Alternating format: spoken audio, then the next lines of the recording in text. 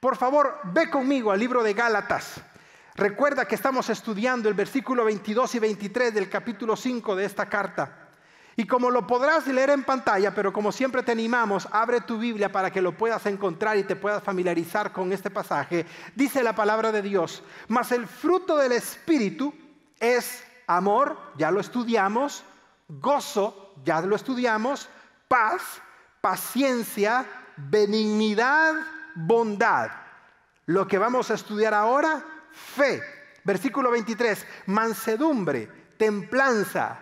Y Pablo concluye diciendo: contra tales cosas no hay ley. Como lo puedes observar tú en el pasaje, la séptima descripción del fruto del Espíritu Santo en la vida del creyente es fe. Ahora bien, yo estoy seguro que muchas personas, cuando escuchan la palabra fe, lo relacionan a la fe salvadora, es decir, a la fe de recibir a Jesús como Señor y Salvador. O relacionan la palabra fe a un problema, a una sanidad, a un milagro o a este tipo de circunstancias en donde es muy común hablar de fe. Pero quiero que sepas que la palabra fe tiene más de un significado. Más de un significado en el original griego en el cual fue escrito. Por ejemplo, la palabra que escribió el apóstol Pablo de su puño y letra es la palabra en el original griego llamada pistis. Pistis. Y yo sé que para muchos hombres le va a traer recuerdos esa palabra. Así es que quiero aclararte, amada iglesia, pistis no tiene nada que ver con pistear. Te lo aclaro, porque ya vi que a varios hombres les sonrió y dijo: yo sabía que era bíblico. No, no es bíblico. No es bíblico. Así que no llegues a casa diciéndole: mi amor, hoy me lo confirmó el Señor, vámonos al Valle de Guadalupe. No, no es bíblico. Pistis es una cosa y lo otro es otra cosa. La palabra fe que se utiliza en este pasaje no solamente puede relacionarse a confianza, sino que también se relaciona a fidelidad. Y es ahí donde nos vamos a enfocar. Porque el segundo significado de la palabra fe o de la palabra pistis en este pasaje se relaciona a un amor de fidelidad hacia Dios. Y es por eso que muchos escritores bíblicos concuerdan que es mucho mejor traducir la palabra fe en este pasaje como fidelidad a Dios. Así es que vamos a hacer ese pequeño cambio, y si lo hiciéramos, observa cómo quedaría nuestro pasaje. Lo puedes leer conmigo. Mas el fruto del Espíritu Santo en la vida de los creyentes de Shadow Mountain en español es amor, gozo, paz, paciencia, benignidad, bondad, y dilo conmigo, iglesia, fidelidad. Ahí tiene más sentido, porque quiero que me escuches, quiero que me prestes atención. Lo que el apóstol San Pablo viene diciendo desde el inicio del capítulo 5 son las características de los creyentes que se dejan dominar por la carne. Pero luego, a partir del versículo 22, el apóstol Pablo está hablando de las características de los creyentes que se dejan dominar por el Espíritu.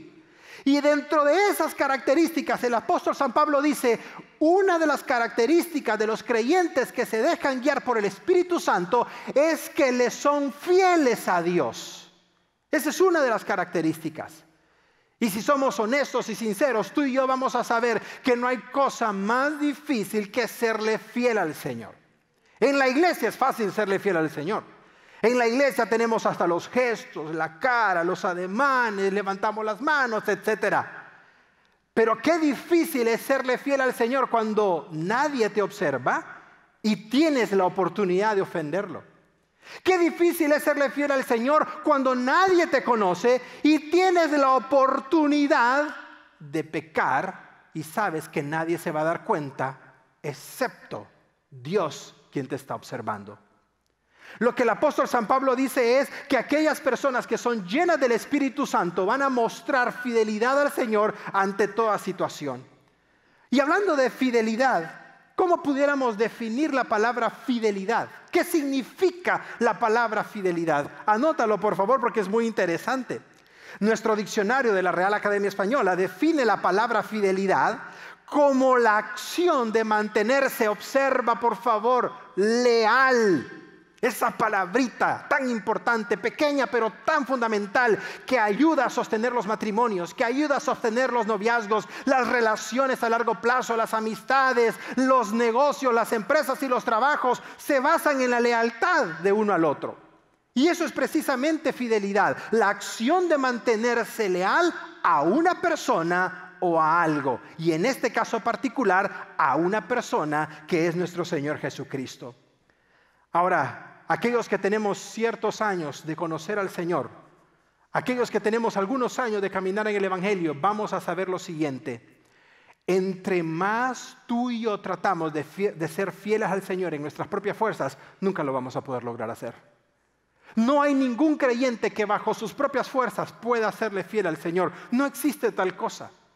Si hay una persona que me escucha, si hay un creyente que cree que puede serle fiel al Señor porque es muy capaz, o porque toda se la sabe, o porque tiene el don de continencia, o porque tiene el autodominio, etcétera, etcétera, te equivocas totalmente, te equivocas absolutamente. Sin la ayuda del Espíritu Santo, ninguna persona pudiera serle fiel al Señor. Nadie, absolutamente nadie. Y me refiero a los hombres específicamente en una de esas áreas, no en todas, pero en una de esas áreas que es el aspecto sexual, si me lo permites hablarlo con claridad. Número uno, por si no lo sabes, la Biblia dice que el hombre más sabio que ha existido sobre la faz de la tierra le ofendió y pecó contra Dios a través del pecado de la sexualidad, que fue Salomón. El hombre más espiritual que la Biblia nos puede describir, o uno de los más espirituales, cometió el mismo error, el padre de Salomón, David.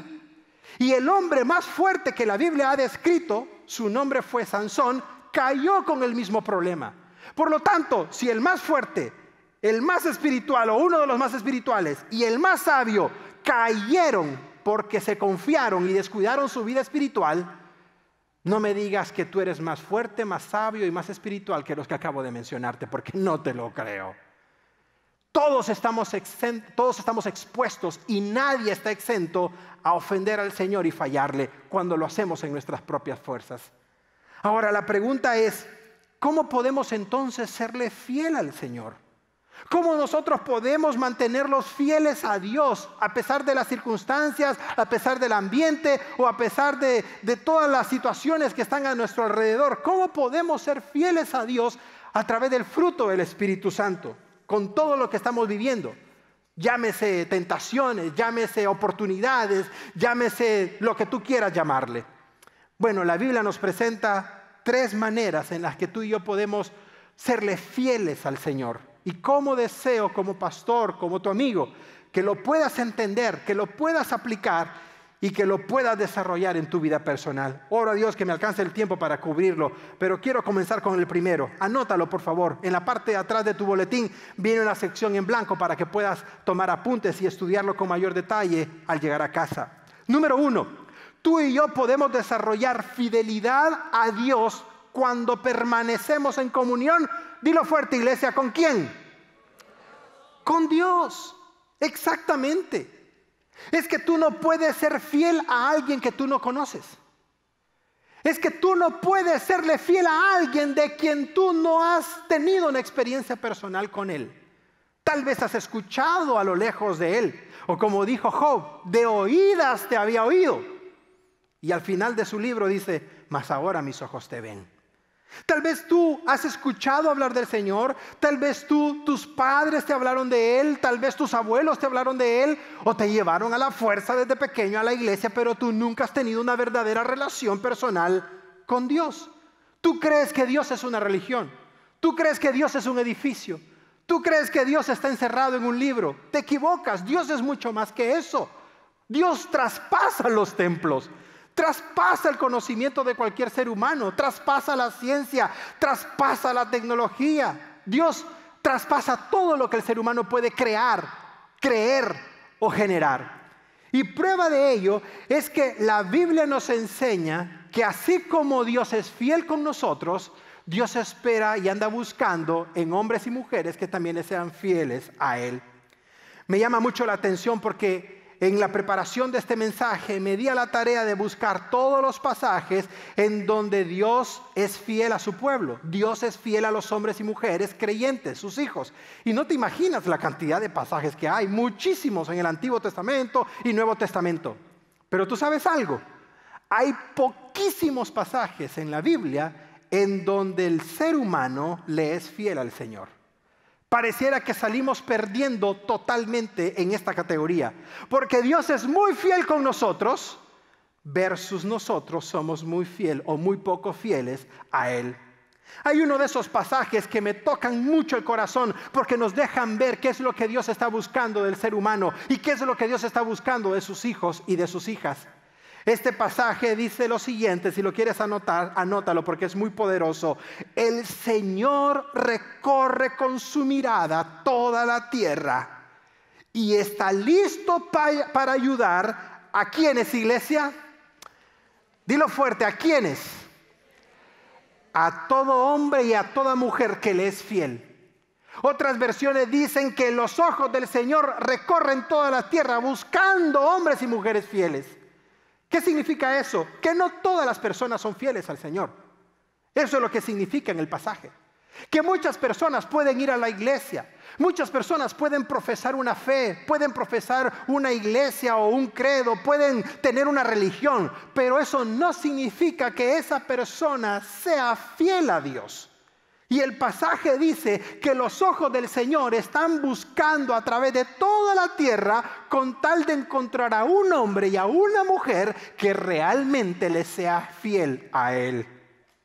Y no sé a ti, pero cuando estuve tratando de diluir este mensaje o este pasaje, ¿cómo tocó Dios mi corazón?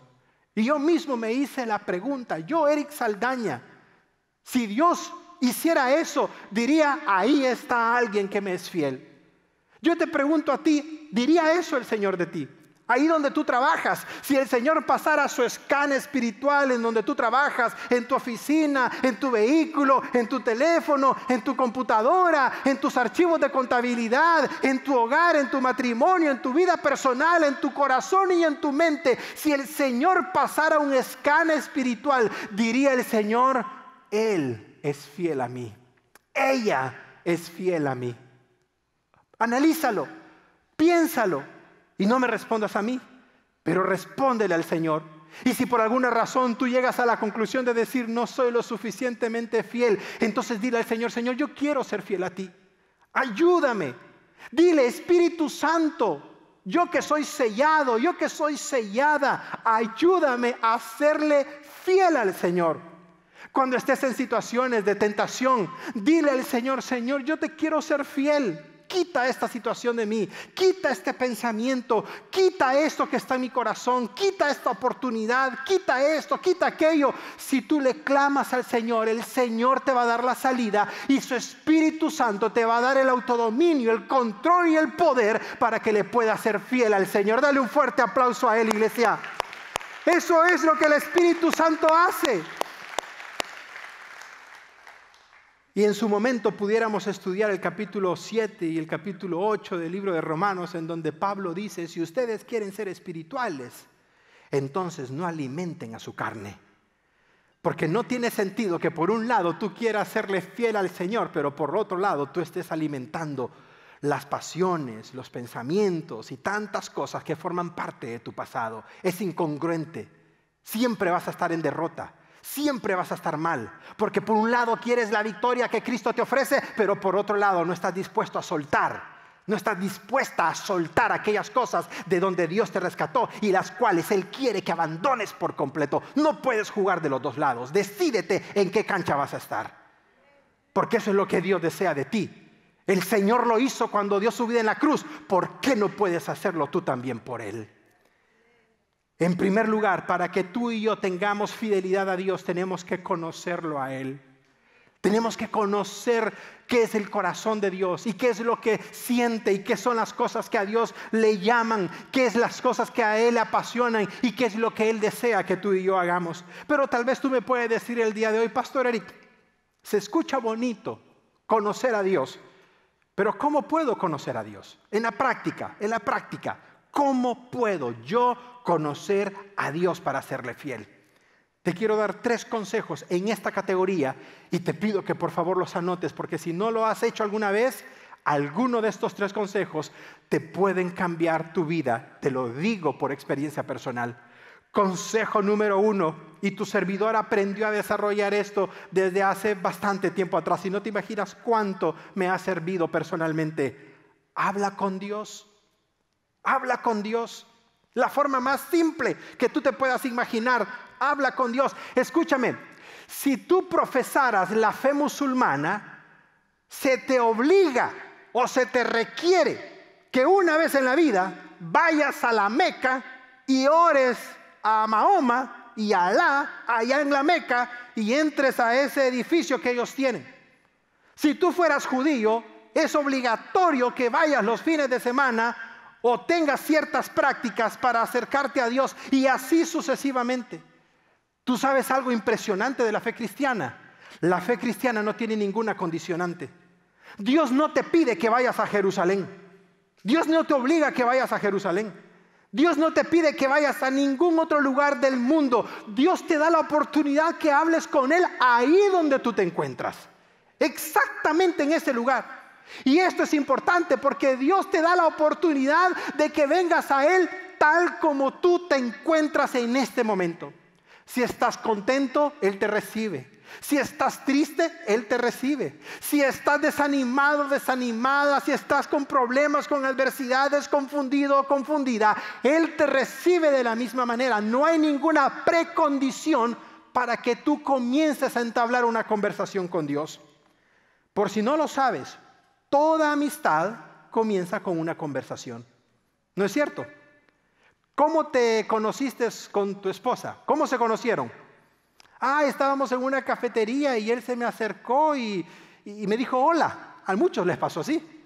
Aunque hay unos casos en donde se la robaron. Y yo conozco varios, Conozco varios en donde a las 3 de la mañana. Pero eso lo vamos a compartir en otro momento. Pero toda relación comienza con una conversación. Absolutamente toda. Hola, ¿cuál es tu nombre? ¿Dónde vives? Etcétera, etcétera. Y esa conversación es la que va generando que se conozcan mutuamente. Es interesante porque lo mismo espera Dios que hagamos con Él. Por lo tanto, yo te pregunto, ¿hablas con Dios? ¿Hablas con Él? Tal vez tú puedas decir, Pastor Eri, yo no hablo con Dios porque yo no sé orar. No, permíteme. Cuando tú oras, no necesitas aprenderte nada de memoria. Cuando tú hablas con Dios, no necesitas aprenderte un bosquejo, no necesitas aprenderte una introducción formal, no necesitas agudizar tu tono de voz, no necesitas tener una postura, no lo necesitas. Lo único que necesitas es acercarte a Él sinceramente. Y si 3 palabras le vas a decir, díselas de corazón, de tal manera que Él sepa que le estás hablando sinceramente. Platica con Dios. ¿Te gusta caminar? Sal a caminar y habla con Dios. Dile, Señor, esta semana ha sido difícil, esta semana me he sentido así, me he sentido así. Señor, estoy desesperado en mi casa, estoy desesperado en mi hogar, Señor. No sé cómo manejar esta situación. Padre, no sé cómo manejar esto en el trabajo, no sé cómo manejar la educación de mis hijos, Señor, no sé cómo voy a hacer. Habla con Dios, platica con Él, enamórate de esos momentos en donde tú puedas hablar con Él. Y te digo algo, si tú escoges un lugar para hablar con Dios, eso se vuelve maravilloso. Tu servidor, cuando está en problemas, cuando está en situaciones difíciles, cuando estoy bajo presión, me desconecto por completo y voy a ciertos lugares en donde yo sé que ahí voy a hablar con Dios. Y me bajo del vehículo y comienzo a caminar y platicamos y hay unas piedras y me siento para hablar con Él. Y a veces me pongo a llorar y luego me levanto y luego regreso y me vuelvo a sentar y ahí platicamos con Dios. ¿No te imaginas lo especial que es hablar con Dios? Cuando tú le puedes decir, me siento así, esto está pasando, no sé cómo hacer esto, no sé aquello, no sé aquí. El Señor comienza a mostrarte, el Señor comienza a darte ideas, el Señor comienza a darte paz y el Señor comienza a ministrar tu vida. Si tú me dices, Pastor Eric, ¿hay algún ejemplo bíblico acerca de cómo hablar con Dios? Te presento el que a mí ha bendecido mi vida por muchos años. Su nombre es Nehemías. Nehemías ha bendecido mi vida a través de los años como tú no tienes idea. Estudia su libro, está en el Antiguo Testamento, son 13 capítulos, rápido lo vas a leer. Pero tú sabes lo que a mí me impresionó desde un inicio de Nehemías. Ante toda situación, Nehemías iba a orar con Dios. Ante todo problema, Nehemías iba a hablar con Dios. Nehemías tenía que reconstruir los muros de la ciudad de Jerusalén y cuando se le trabaron las cosas, fue a hablar con Dios.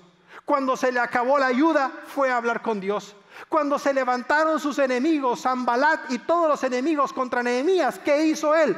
Hablar con Dios.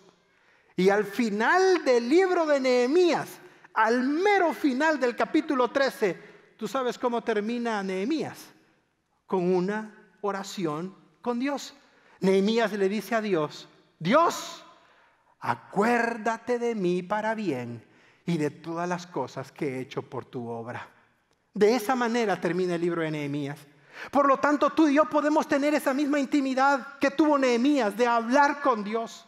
Tal vez cuando tú te subas a tu vehículo, en lugar de poner la estación de radio, habla con el Señor. La gente va a pensar de que se te cayó un tornillo, pero pues, si lo sabe Dios, que lo sepa el mundo, iglesia. No pasa nada. Ve hablando con Dios en el camino. Te toca ir a Los Ángeles, vete hablando con Dios en el camino. Llora si es necesario, pero ten ese tiempo de hablar con Dios en el camino. No te imaginas qué especial es hablar con Él. Consejo número 2, para generar esta intimidad con Dios. No solamente habla con Él, sino que genera confianza con Dios. Es que cuando tú comienzas a hablar con alguien, ¿qué es lo que viene inmediatamente después? Generas confianza con la persona. Las mujeres son muy buenas para esto, buenísimas. Llegan a un lugar, no se conocen con nadie y en 5 minutos ya están intercambiando teléfonos celulares. En 5 minutos ya saben dónde vive y ya saben dónde hacen las uñas más baratas. Ya se pasaron las ofertas de la semana en 5 minutos. Yo el otro día le estaba diciendo a mi esposa cómo son las mujeres, porque tuvimos una reunión de hombres y nosotros los hombres en la reunión: hola, hola, ¿cómo está? Bien. ¿Todo bien? Sí. Y todos estábamos tranquilos con eso, fíjate. Nadie se incomodaba. Nadie. No, las mujeres, desde que llegan, totalmente distinto. Y después los hombres nos preguntamos por qué hablan tanto, ¿no? Cuando tú comienzas a hablar con una persona, comienzas a generar confianza con esa persona. Y eso es lo que enseña este segundo consejo o principio. Cuando tú hablas con el Padre, tú vas a tener confianza. Es decir, va a llegar un momento en donde tú le vas a decir: Señor, esto está pasando en mi vida. Señor, estoy batallando con estas áreas. Porque te digo algo, hay áreas de tu vida que ni siquiera tu esposa conoce de ti. Hay áreas de tu vida, mujer, que ni siquiera tu esposo conoce de ti. Pero tú sabes algo, el Señor sí las conoce. Y con el Señor no necesitas tener pena, Él ya lo sabe de todas maneras. Entonces ten la confianza de abrir tu corazón y decirle: Señor, esta semana ha sido difícil en esta área para mí. Señor, tú sabes cómo he estado batallando en esta área esta semana. Señor, por favor, necesito tu dirección, etcétera, etcétera. Y tú vas generando esa confianza con Dios. Y es maravilloso porque Dios no está solamente en un templo. Dios no está en este edificio. Cuando la iglesia se va, no es cuestión de que Dios se quedó acá. No. Dios está en todas partes. Está contigo cuando vas en el vehículo, cuando llegas a tu trabajo, cuando sales de él, cuando estás en tu hora de lunch, cuando vas en tus paseos. Dios está en todo momento y en todo lugar. Por lo tanto, Dios no está interesado en edificios. Dios no está interesado en iglesias. Dios no está interesado en templos. Y Dios no está interesado en proyectos. Dios está interesado en personas. Jesús no vino a morir por un templo. Jesús no vino a morir por un edificio. Jesús no vino a morir por una religión. Jesús vino a morir por el ser humano, por la raza humana, por los hombres y mujeres, más aquellos que estaban en pecado. Por todos vino a morir el Señor. Por lo tanto, el corazón del Señor es siempre tener relación con el ser humano. En el Antiguo Testamento la relación fue a través de un templo. En el Nuevo Testamento la relación es a través de un hijo. En el Antiguo Testamento las personas se acercaban al templo una vez al año. El sacerdote, el sumo sacerdote, tomaba la sangre de un animal y la esparcía sobre las personas y eran perdonados una vez al año. Desde que Jesús dio su vida en la cruz del Calvario, dice la palabra de Dios que un velo que dividía el lugar santo del lugar santísimo se rompió de arriba abajo, lo cual era un símbolo que a partir de la muerte de Cristo, todo ser humano tiene acceso a la presencia del Padre, a la intimidad del Padre para recibir perdón y para recibir salvación y vida eterna. Gloria a ti, Jesús. Gloria a ti, Jesús. No necesitamos un intermediario, no necesitamos a ninguna persona para poder recibir ese perdón y ese favor que Dios nos da. Esa es la confianza que Dios desea que tengamos. Han habido ocasiones en donde las personas me han dicho a mí, pastor, es que estoy pasando por esto y me da pena compartirlo, hablarlo. Te recalco una vez más, con el Señor no necesitas tener pena. Dile cómo está tu situación. Él sabrá entenderte. Y si Él mira en tu corazón el deseo genuino de no continuar en pecado, yo te aseguro que Él te va a dar la fuerza para que rompas con eso. Hay algo bien interesante en la palabra de Dios, porque si tú me dices el día de hoy, Pastor Eric, yo no sé si esto es verdad, suena muy bonito, pero en la práctica no sé si alguien realmente haya tenido ese nivel de confianza con Dios. Este pasaje todo el tiempo ha tocado las fibras de mi corazón, porque Eric Saldaña desearía, al igual que el hombre que te voy a mencionar, ser llamado como él fue llamado. Observa lo que dice Santiago 2:23, refiriéndose al único hombre en toda la Biblia que recibió ese nombre o esa categoría. Dice Santiago que Abraham, el padre de la fe, fue llamado, dilo conmigo, iglesia, amigo de Dios. ¿Te imaginas eso? ¿Te imaginas? Ahora tú puedas decir, Pastor Eric, pero es que Abraham era un gran hombre. No has leído la historia de Abraham. Imperfecto igual que tú e igual que tu servidor. Mentiroso igual que tú y a veces que tu servidor. Abraham era igual que tú y yo. Hacía lo contrario a lo que Dios le había pedido. Se equivocó muchas veces. Allá en Egipto fue a mentir diciendo que su esposa era su prima para que no le cortaran la cabeza, etcétera, etcétera. Exactamente como tú y como yo. Y aún con todas sus imperfecciones, dice la Biblia que fue llamado amigo de Dios. ¿Te imaginas que Dios dijera, María es mi amiga? Yo conozco su corazón. José es mi amigo. Yo sé que se equivoca, yo sé que se ha tropezado, ha tomado malas decisiones, pero en el fondo de su corazón yo sé que Él me ama. Y yo sé que Él está procurando agradarme. Y yo sé que Él está procurando enseñarle a sus hijos acerca de mí. Y así sucesivamente. Solo Dios conoce lo que hay en tu corazón. Por lo tanto, si tú anhelas estar en esta categoría, tú y yo lo podemos lograr de decir, Señor, yo quiero que tú y yo seamos buenos amigos, los mejores amigos. Eso es tener esa relación con Dios. Para lograr tener esa fidelidad con Dios, necesitamos hablar con Dios, necesitamos generar confianza con Dios. Número 3, consejo número 3, necesitamos involucrar a Dios en nuestras vidas. Es que ¿cómo vas a poder conocer a Dios si no lo involucras en tu vida? Explícame, por favor. ¿Cómo es posible que una persona diga, yo tengo una relación con el Padre o con Dios, pero únicamente lo visito los domingos de 2 de la tarde a 3:30 que dura el servicio y en la semana no me acuerdo de Él? ¿Cómo? Ni tu esposa estaría contigo si fueras así la cosa, fíjate. ¿No es cierto? Ninguna relación duraría tanto con ese tipo de mantenimiento o ese tipo de situación. Por lo tanto, para que una relación se prolongue con Dios, necesitamos involucrar a Dios en nuestra vida. ¿A qué me refiero con involucrar a Dios en nuestra vida? Involucra a Dios en tus planes. Dile al Señor qué planes tienes. Dile al Señor cuáles son tus proyectos. Dile, Señor, yo me quiero graduar de la universidad. Señor, yo quiero terminar esta carrera. Señor, yo quiero iniciar este negocio, pero no lo quiero hacer a mi manera. Quiero hacerlo a tu manera, Señor. Señor, yo quiero hacer estos proyectos. Señor, yo quiero aquí, yo quiero allá. Pero quiero que tú seas honrado en todo, Señor. Si tú pones a Dios en medio de tus proyectos y en medio de tu vida, en todos los sentidos, yo te aseguro que la bendición de Dios va a estar contigo. Y si tú me dices, Pastor Eric, ¿es realmente eso cierto? Totalmente. Te voy a comentar en una ocasión. Cuando teníamos algunos años de estar acá, acabábamos de llegar, me recuerdo que tu servidor andaba visitando todos los grupos de hogar de la iglesia y me tocaba viajar muchísimo todas las semanas de punta a punta. Y en aquel entonces todavía no habían salido los carros híbridos que se pusieron muy de moda después. Habían carros un poco más pequeños que eran de 4 cilindros, es decir, eran muy económicos. Y recuerdo que me fui a comprar uno de esos vehículos sin haberle dicho nada a mi esposa, sin haberle contado nada.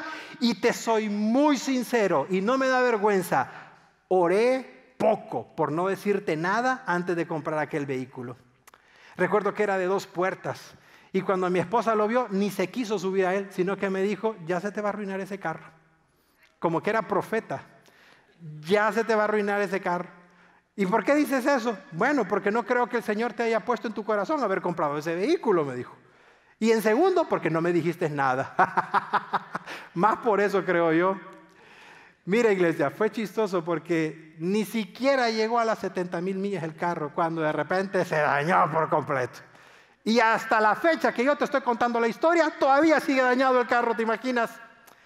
Esa historia siempre me gusta compartirla porque si yo soy sincero contigo, yo firmé los documentos de ese vehículo, pero no oré al Señor antes. No lo hice. Me dejé llevar por lo económico del vehículo, el consumo, por lo bonito, etcétera, etcétera, porque era alemán y no sé qué cosa. Porque no tomé en cuenta al Señor. Te soy muy honesto y te lo hablo con total transparencia.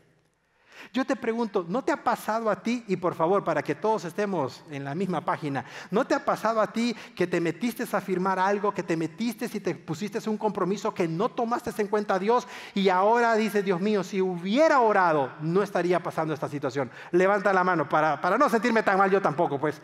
¡Ay, qué bueno, Padre! No soy el único. Allá en los campus también, de igual manera. ¿Qué te quiero decir con esto?